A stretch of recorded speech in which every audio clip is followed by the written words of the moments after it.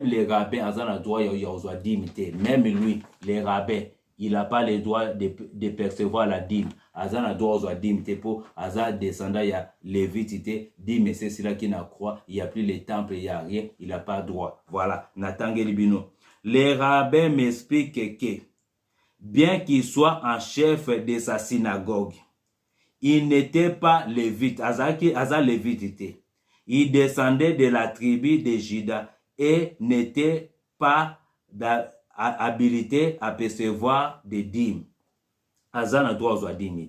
Ce genre de disfiscalisation s'appliquait même à Jésus-Christ lorsqu'il était sur terre, parce qu'on a reconnu qu'il provenait aussi de la tribu de Juda. Même Jésus-Christ, il ne peut pas percevoir la dîme.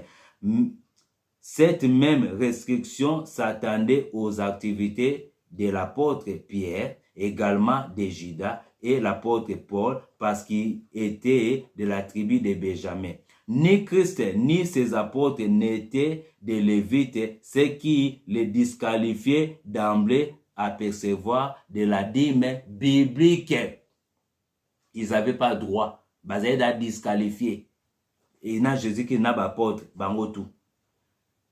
C'est aussi simple que cela. Donc, écoutez, si Christ, Pierre, Paul n'utilisaient pas la dîme biblique pour aucune de leurs œuvres d'enseignement de l'évangile, les ministres chrétiens d'aujourd'hui devraient encore bien moins l'utiliser. Les autorités juives religieuses sont assez sages pour lire ce que la parole de Dieu était établie à propos de la dîme et heureusement, elle la respecte.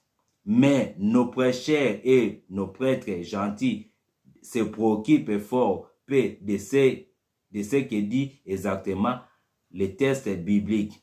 Les derniers rabbins interpréta correctement les enseignements des Saintes Écritures. De nos jours, alors que de nombreux ministres chrétiens enseignent que leurs membres peuvent mettre à charge de rater le salut s'ils ne payent pas leur dîme à l'église. Les rabbins juifs semblaient plus au courant du sujet. Ceux-ci réalisent qu'il est bibliquement inconvénient pour quiconque. En vérité, c'est une désobéissance manifeste de la loi de la dîme. Et ça, désobéissance manière là-bas, voilà. De payer ou de percevoir la dîme biblique, de payer ou de percevoir la dîme biblique aujourd'hui.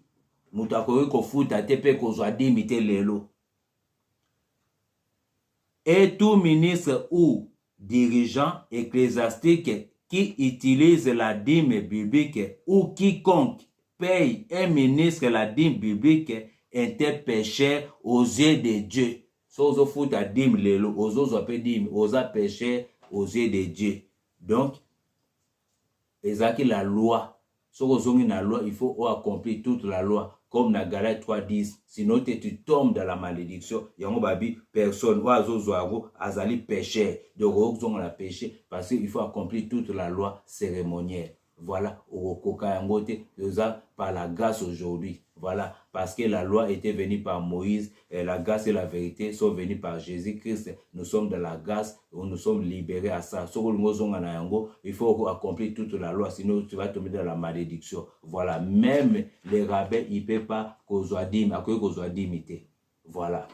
Oh, ça m'a malukuta, je croyais tout ça, j'ai grandi ça à l'église. Et à Mamalukuta, et ça m'a malukuta, ce sont les wenge, et ça m'a miyibi, ce sont les miyibi. Voilà, votre bimamama, et ça m'a malukuta, ce sont les wenge. Pesa ba pauvre, ba ofele, ba bazangi, oh yebi, partout dans le monde. Bénir au bazangi, voilà, shalom, que Dieu vous bénisse. Il ne faut pas avoir peur de cette malédiction-là, de Malachie 3:10 là, et ça m'a malukuta, et ça escroquerie. Je croyais aussi à tout ça, et pendant le confinement, Dieu m'a fait grâce, il y a autant la Bible, il y a comprendre, et voilà, et ça m'a malukuta, tout a été cloué à la croix. Et voilà, c'était l'ombre des choses à venir qui venait s'accomplir dans le corps de Jésus, qu'est-ce qui lui-même, il est le vrai sacrificateur, il est le véritable temple. Alléluia.